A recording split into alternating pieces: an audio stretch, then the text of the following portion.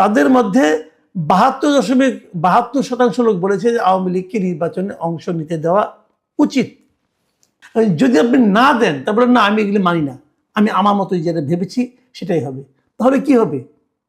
আপনি বৃহত্তর জনগোষ্ঠীর মতামতকে উপেক্ষা করলেন।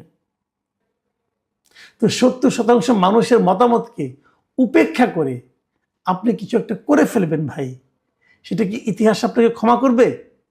আমার সেটা মনে হয় না।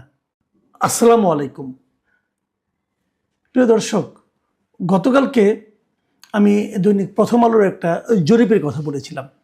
সেই জরিপে তারা অনেকগুলো প্রশ্ন করেছিল এবং তারা একটা একটা করে প্রশ্ন নিয়ে আলাদা আলাদা রিপোর্ট করছে। কালকে কিছু করেছে, আজকেও কিছু করেছে। তো আজকে একটা রিপোর্ট আমার কাছে খুবই গুরুত্বপূর্ণ মনে হয়েছে। আমি কালকে এমনিও বলেছিলাম, সেই জরিপে একটা জায়গায় আমার খুবই খটকা লেগেছিল। সেটা হলো যে এই সরকারকে খুবই অপছন্দ করে এমন লোকের সংখ্যা তারা দেখিয়েছিল 3.2 ভাগ।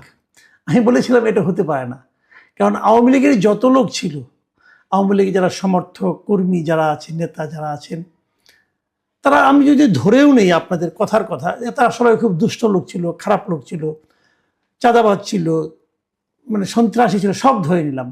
কিন্তু এই সরকার আসার কারণে তাদের সেই সমস্ত কর্মকাণ্ড তো বন্ধ হয়ে গেছে। তো বন্ধ হয়ে গেলে তারা কি এই সরকারকে পছন্দ করবে? করবে না।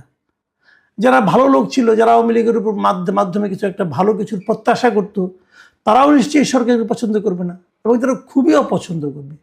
সেই সংখ্যাটা মাত্র 3% হতে পারে না, এটা আমার কাছে মনে হয়েছিল। এটা নিয়ে আমি কালকে আলোচনা করেছিলাম, এ নিয়ে অনেক মন্তব্য পেয়েছি। যে সময় পাই কাল পরশু এই মন্তব্যগুলো নিয়ে একটা আলোচনা আমরা করব। কিন্তু আজকে আমি যেটা নিয়ে আলোচনা করছি, দেখুন, কালকে আলোচনা থেকে আমি এটা বলার চেষ্টা করেছিলাম যে এই জরিপটার মধ্যে হয়তো আওয়ামী লীগের লোকদেরকে খুব বেশি একটা ইনক্লুড করা হয় নাই, অথবা এই জরিপের আওয়ামী লীগের একটু বিপক্ষে গিয়েছে, আওয়ামী লীগের বিপক্ষে মতামতটা আছে এমন একটা প্রমাণের চেষ্টা করা হয়েছে। কিন্তু আমার ওই কথা যদি আমি সত্য ধরে নেই, তাহলে পরে আজকে যেটা নিয়ে আলোচনা করব সেটা আরো ভয়ঙ্কর মনে হচ্ছে আমার কাছে। সেটা কি, এটার নিউজ তারা মানে ওরা যা শিরোনাম করেছে প্রথম আলো, সেটা বলেছে নির্বাচনে আওয়ামী লীগকে চান না 28%, শর্তহীন ও শর্তযুক্তভাবে চান 69%। দেখুন, বিষয়টা কিন্তু আসলে একটু জটিল হয়ে গেল যে 69% মানুষ বলতেছে যে তারা আওয়ামী লীগকে নির্বাচনে চান। এদের মধ্যে কেউ কেউ বলেছেন যে না, এই শর্তে চাই। শর্তগুলি কেমন? তাদের ক্ষমা প্রার্থনা করতে হবে, তাদেরকে বিচার করতে হবে, তারপরে চাই। আবার কেউ কেউ বলেছে না, কোনো শর্তই দেওয়া চলবে না, তারা নির্বাচন করবেন এবং নির্বাচন করার পর যদি তাদের জনগণ প্রত্যাখ্যান করে তাহলে তার প্রত্যাখ্যাত হলো, না হলে তাকে নির্বাচনের বাইরে রাখার কোনো রকম গণতান্ত্রিক অধিকার এই সরকারের নাই। এটা অনেকে বলেছে।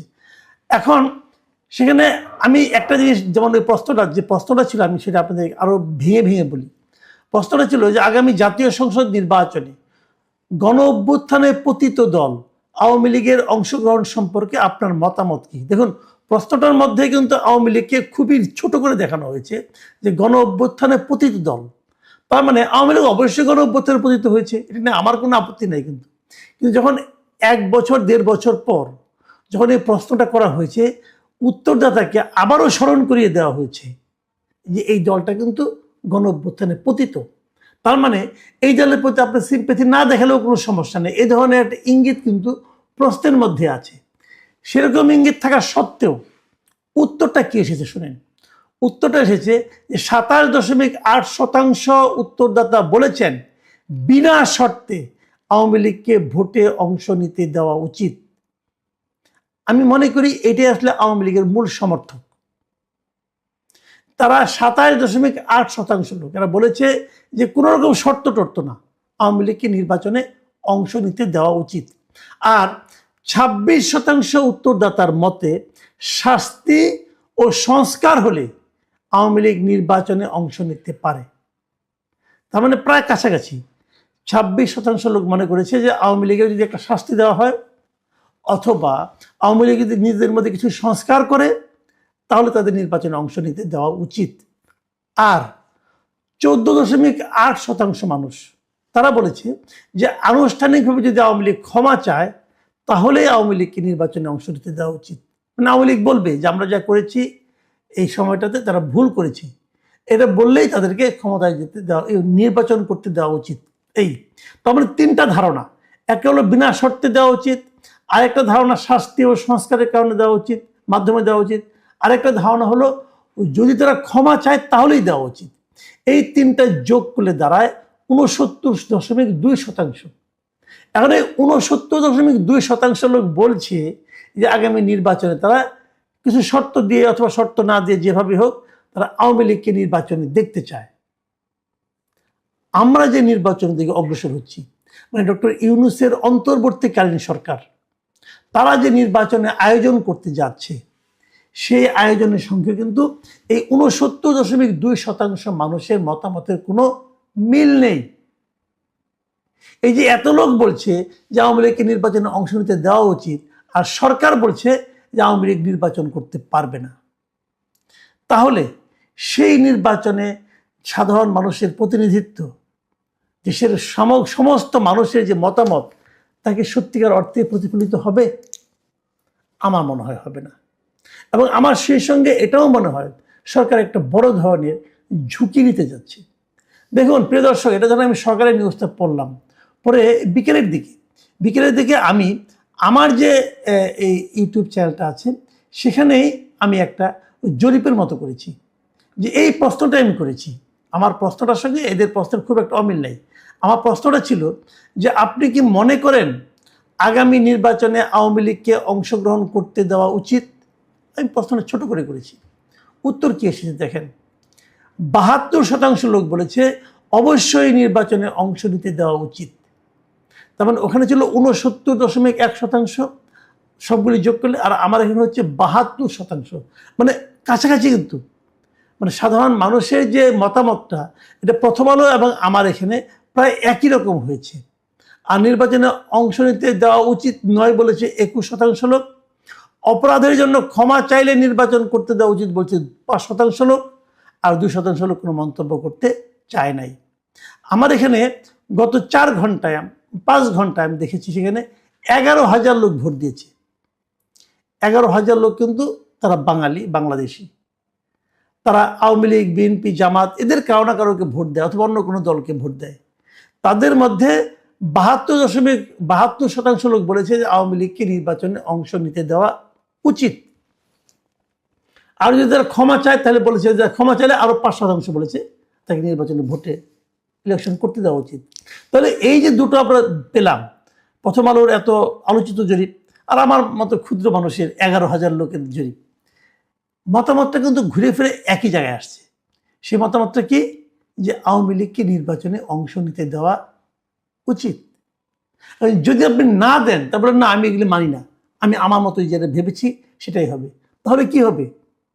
আপনি বৃহত্তর জনগোষ্ঠীর মতামতকে উপেক্ষা করলেন। তো যে সরকার বৃহত্তর জনগোষ্ঠীর মতামতকে উপেক্ষা করে, সেই সরকারকে আমরা কি সরকার বলবো? সেটা কি জনগণের সরকার হবে? হবে না। সেটা তো এনসিপি সরকার হতে পারে, সেটা তো জামাতের সরকার হতে পারে, সেটা হয়তো বিএনপির সরকার হতে পারে, কিন্তু সেটা এই প্রায় 70% মানুষের সরকার হবে না। তো 70% মানুষের মতামতকে উপেক্ষা করে আপনি কিছু একটা করে ফেলবেন ভাই, সেটা কি ইতিহাস আপনাকে ক্ষমা করবে? আমার সেটা মনে হয় না।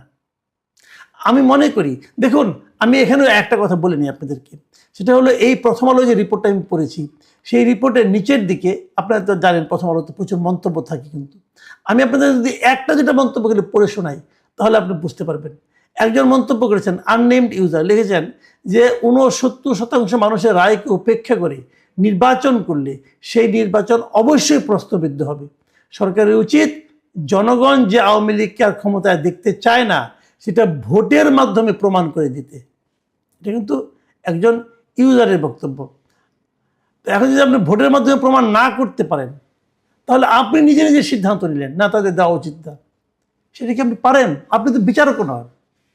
যদি বিচার বিভাগের মাধ্যমে একটা সিদ্ধান্ত হতো তাও আমরা মানতে পারতাম। আপনি কে সিদ্ধান্ত নেওয়ার? আপনি কেউ না। আপনি যে আসলেই কেউ না এটা আপনারা কদিন পরেই বুঝতে পারবেন। আপনারা কেউ না। আপনারা মনে করছেন আপনাদের সব কিছু করার ম্যান্ডেট আছে, এই মনে করা আপনার মধ্যে সীমাবদ্ধ। এই দেশের মানুষ সেটা মনে করে কিনা সেটা আপনি জানেন না এবং জানার চেষ্টাও করেন নাই। এই জায়গাটাতে আপনারা পিছিয়ে আছেন এবং প্রত্যেকটা শাসক, আমি তাদের স্বৈরাচারী শাসকই বলবো, তারা জনগণের পালসটাকে এভাবেই উপেক্ষা করে এবং উপেক্ষা করার ফল কিন্তু তাদের জন্য কোনোভাবেই সুখকর হয় না, অতীতেও হয় নাই, আগামীতেও হবে না। প্রিয় দর্শক, এখন এই পর্যন্তই। আল্লাহ হাফিজ।